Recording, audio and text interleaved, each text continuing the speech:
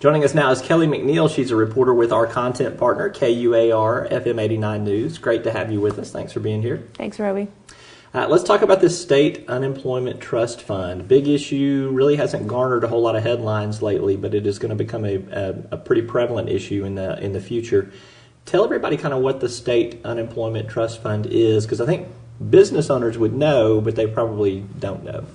Well, when you're laid off and you go to collect your unemployment insurance benefits, that money is coming out of the unemployment trust fund. This is a fund that all of the businesses, all the employers in Arkansas pay into in order to provide those unemployment insurance benefits. And there's been some signs for quite a while that the reserves in that fund in Arkansas weren't very high. This was before the recession even hit. And then when the recession did hit, we had trouble. The fund ran out of money fairly quickly. Basically, these employers, as you mentioned, they pay into this trust fund, and it's supposed to be self-sustaining. So the amount of money they collect from employers actually covers those jobless benefits. But as you indicated, the recession and the amount of people that became unemployed so quickly, unemployment's up over 2% from where it was a year ago, that's really what caused this trouble, correct? Exactly. The state didn't have a big enough cushion in that fund to cope with the large numbers of people who were claiming unemployment benefits, as well as, a fall off in the amount that employers are paying into the fund simply because they aren't employing as many people. Yeah, and some businesses closed as well. Mm-hmm. So what did the state do to get itself through this period of trouble? Well, as of March of this year, it had to start borrowing money from the federal government to cover those benefits. The state is required to pay the benefits that it has promised workers, and in order to do that, there is a system set up where the state can borrow money from the federal government. And in fact, right now it's borrowed over $150 million from that. $150 million is not chump change in state government. So it's borrowed that money from the federal government. What's the plan for either paying the government back or asking for forgiveness on the debt? What are the options for the state? Right now, state officials really don't know. They're hoping that the economy will turn around and that they'll have enough businesses paying money into the fund to recover somewhat, but that doesn't look likely to happen anytime soon. The federal government has said that it's not going to require the interest payments on that money until 2011. Which helps, but the recovery probably won't really be here before then. And so the state is probably going to have to raise that unemployment insurance tax on businesses, which is why this is important. The trouble that the unemployment trust fund is in, it's not just a symptom. It's going to be a cause of more problems for businesses going forward. So the state legislature is the entity that's going to have to change either the tax rates or the tax base that businesses pay on their workers in order to build this fund up and be able to pay that money back to the federal government.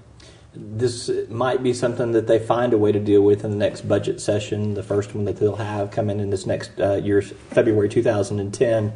But they also may not deal with it until 2011 because it may be a session item that they want to deal with in that respect. Have you talked to any lawmakers and kind of what is their, reaction to this? Because they're probably, not all of them would be aware that we've borrowed this much money from the federal government. The governor's office is not committing to anything right now because they say so many other states have borrowed so much money that the federal government probably can't require all these states to pay it back, at least not immediately. So they're sort of crossing their fingers that some of this at least will be forgiven. So they're not committing to taking any steps in the fiscal session that's coming up this February. They're just kind of keeping their eye on things for now. And you make a good point. Arkansas is not alone in this. We're not trying to single Arkansas out in reporting on this, but basically there's, I think, over 40 states have actually borrowed money from the federal government to make sure that these jobless benefits continue. California, I think, is the worst of all of them. Is that correct? Yes, it is. It's borrowed hundreds of millions more than Arkansas has. It's just unbelievable. One of the questions that I've been asked about this, though, is how can the state borrow this money and it not keep its books in balance? You've got the Revenue Stabilization Act that's supposed to keep state government from borrowing money, yet here we are borrowing money from the federal government. Does anybody have an answer to that question? Not right now. It seems that this is just an entity that was slow to respond. As late as June of 2008, the fund was saying, no, everything's fine, we have a cushion, and then it was maybe 9 months later that it was going broke. And when the state legislature is the entity in charge of managing things, it sometimes doesn't work that quickly. So one of the options, if the state doesn't get forgiveness on this debt, is they are going to have to look at finding a way for businesses to continue to fund this trust fund. That would be requiring either an increase in the tax rate or an increase on the amount of salaries that an employer has to pay into that fund. That's basically just an increase in a business tax. Exactly. This is something that would affect all businesses, all employers across Arkansas. There's already been one increase made in the last legislative session. They increased the tax base basically 20% by requiring employers to pay unemployment insurance tax on the first $12,000 that their workers make, up from the first $10,000 that each worker makes. And they're probably going to have to raise that even more either this year or next. Unwelcome news for businesses in Arkansas. You talked to some advocates for state businesses in the state of Arkansas. Did any of them have any other proposals or any other ideas for how we might solve that problem? No, they really did not. They're disappointed, of course, that we're having this problem, and they're worried about its effect on businesses. But they're quite frank in that they don't have any alternatives, and they understand that some change and some tax increase probably is going to be necessary. They're not critical of state government overall in this regard, but they are disappointed in what's happening to businesses, not just direct effects from the recession, but these secondary sort of rippling effects.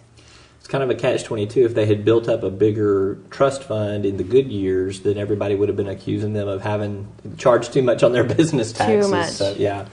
Now, one important thing to note is state workforce officials do point out that nobody is going to go without jobless benefits, even though they are basically doing this deficit spending or this borrowing. That's exactly right. They don't want people to think that because the trust fund has basically run out of money that people will stop getting their unemployment insurance benefits. They're not going to. The state is having to take these steps and basically take the responsibility on itself in order to make sure it continues providing the same benefits that it's always promised. At this point in time, they've borrowed a little over $150 million. Any estimates on how high it may go before they feel like they're going to be able to turn the corner on this? Some people think as high as $500 million before the trust fund is receiving more than it's paying out. That's about 20% of the total state budget. I mean, it's when you huge. Look at it, It's huge, and it just shows what a big deal unemployment has become. All right, Kelly MacNeil, she's with our content partner KUAR-FM 89 News. Great reporting on this story. Thank you so much for keeping it alive and bringing it to our attention, and appreciate your insight. Thank you, Roby. We'll be back with more right after this.